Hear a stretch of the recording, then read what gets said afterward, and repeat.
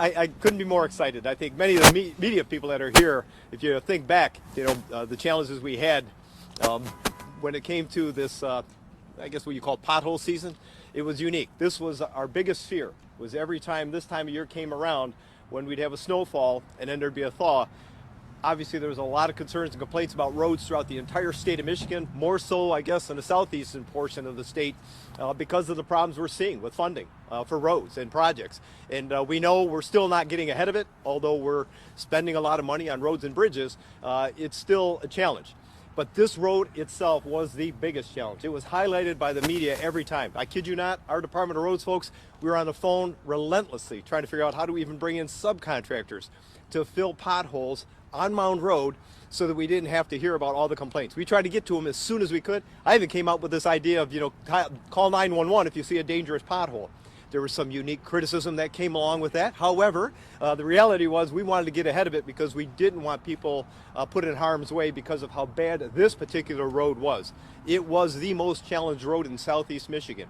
And now you drive down it today and it's almost like you forgot about that. And I'm kind of glad. I would like to forget about it. But the reality was we had no funding for Mound Road. There was zero funding for Mound Road, and we knew the project couldn't just be a certain section or portion. If we were going to fix it, we had to fix it in its entirety.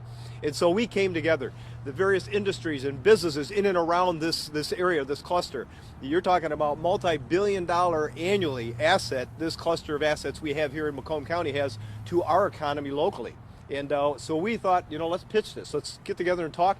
The mayors of both Sterling Heights and Warren, Mayor Taylor is here with us, then Mayor Fouts, and now Mayor Stone.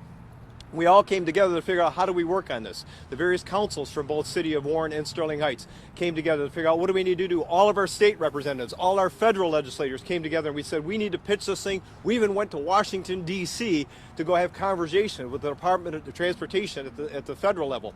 And we realized there was an infra grant. So we put in for that infra grant. We were competing across the country for that funding, and it was a very high ticket price. In fact, it was $99 million is what we were looking to get, and we did, by the way. I'll fast forward the story.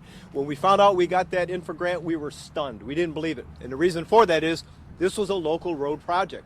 It is unheard of. It's very unique for a local road project to get that kind of funding, and this is probably the largest road funding project of a local project that the Department of Roads, our Department of Roads, has ever handled. And so with that, we were celebrating the fact we got the money. Now the question is, how do we match that? Well, obviously local funding from Sterling Heights, local funding from the City of Warren. We went after our state representatives, and they fortunately came forward with some money. So this was a project from local, county, state, and federal funding to fix this road. I say it all the time. There isn't a road or bridge we can't fix. When people say fix the darn roads or fix the damn roads, there isn't a damn road or a damn bridge we can't fix if we have the funding, and this is proof of that. We found the funding, $220 million to fix this road from 696 to M59, and it got done. And I got to tell you, it got done on budget, on time. As I called him now, this is Santa Santo. He promised this would be done before Christmas, and he has delivered. And so with that being said, we are here today to celebrate the fact that we have opened this road from start to finish. There are some other things that we got to work on. Some of the, I guess, aesthetics, talking about some of the landscaping and some other things that are going into it. But the road itself was important because we wanted this road to be safe. We don't want to see potholes. I don't want to hear about potholes, especially on Mound Road. But also the technology that's embedded. Probably the most technologically advanced roadway in the entire country is right here in Macomb County, the cities of Sterling Heights and the City of Warren, because of what we invested in here. So we're very fortunate to be here today. I'm fortunate to have many of those folks that were here to help support this. And again, I sometimes think we leave out the residents and the small businesses who are impacted by this. And I got to tell you, the work done by Department of Roads, they didn't do it alone. We had our partners from HNTV, and I want to thank them for their support in helping manage this project. And I say that because they were the ones helping us manage any concerns, criticisms, complaints that may have come our way. And there were very few, by the way. We knew there was going to be disruption for business, disruption for people traveling around here, but there was limited based upon those I guess, recommendations we got from people that were upset about a few things that might have happened along the way. But we tried to keep things going the best we can. And the business support that we had to make this happen, well, I got to tell you, they're going to benefit from this tenfold. Just walk into this market here after you're done, you're not going to believe the number of people that are standing in line waiting to purchase the products that they have here. So we're fortunate to have had that support. And again, Dan's Excavating, the contractors, the folks that did the work out here, amazing work that they did. They completed the project, they found the workers, they had the right talent, and we have a roadway here that is going to last a lifetime, at least I know my lifetime. And so we're very fortunate to have gotten this work done. I know we have Amy O'Leary hiding over here from SEMCOG. We can't thank her enough. We're pushing for some of the road funding as well. She's hiding off in a corner and she needs to be up here, and that's what I'm doing right now, is dragging her up here. I'm not going to continue until she gets up here. I'm going to continue to talk until she gets up here.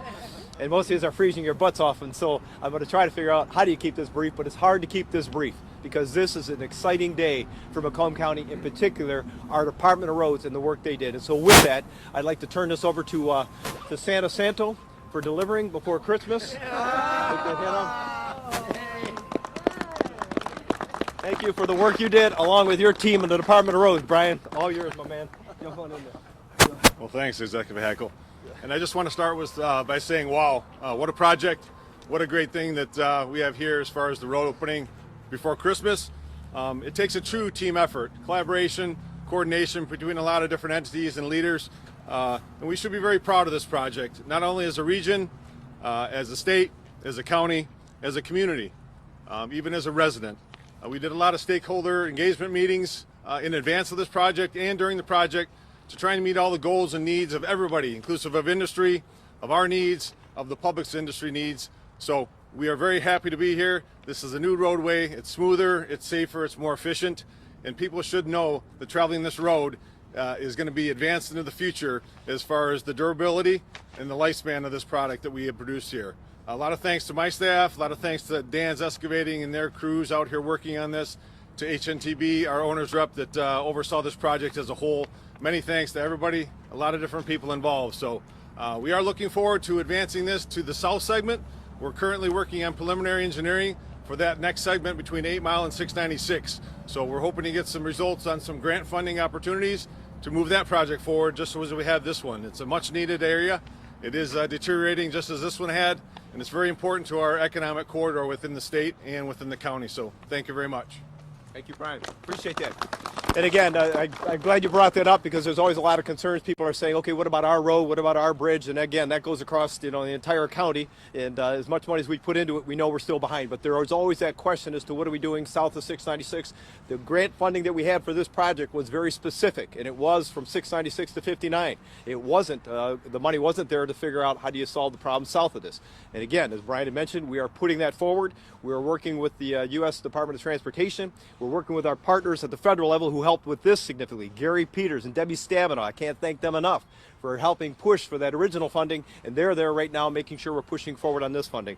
And I already mentioned our state representatives and the governor. We can't thank them enough for the support they give us for funding on this, and obviously we're going after more funding for south of 696, because that cluster of assets is just as significant as what we're seeing here first. So those that are wondering, especially those from the city of Warren, I know we got plenty of the council people here, we are pushing forward. Help push forward with us, because if we have the funding, we can fix the road. There isn't a roadway we can't fix if we have the funding. So Brian, I'm glad you brought that up, and again, to you and your team, fantastic job here on this particular project, the largest project in the history of Macomb County's Department of Roads, and you guys did a flawless job of making this happen.